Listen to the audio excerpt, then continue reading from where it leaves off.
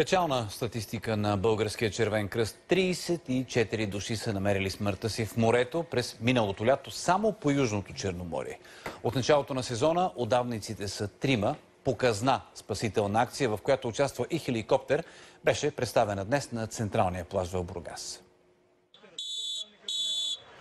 Секунди са необходими на водните спасители, за да стигнат до давещия се в района на Шамандорите мъж.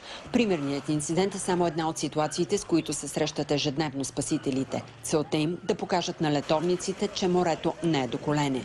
Най-често, което се сблъскваме е с това, че те може ли да плуват и че хората, които са с тях, са били обучени и могат да им помогнат. Статистиката само за Бургаска област. 34 смъртни случая в морето миналата година и 3 от началото на това лято до сега.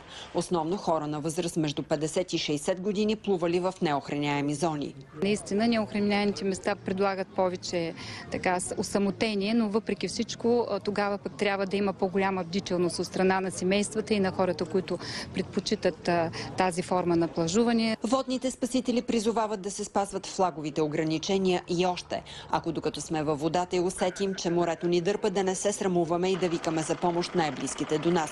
Водни, наземни и въздушни спасители са обучени за съвместни действия по спасяване на давещ се. Чрез хеликоптери ние скъсяваме времето от грижите, които се осъществяват на плажната ивица, до специализираното здравно заведение. За новините на Нова, Цеца Алексова.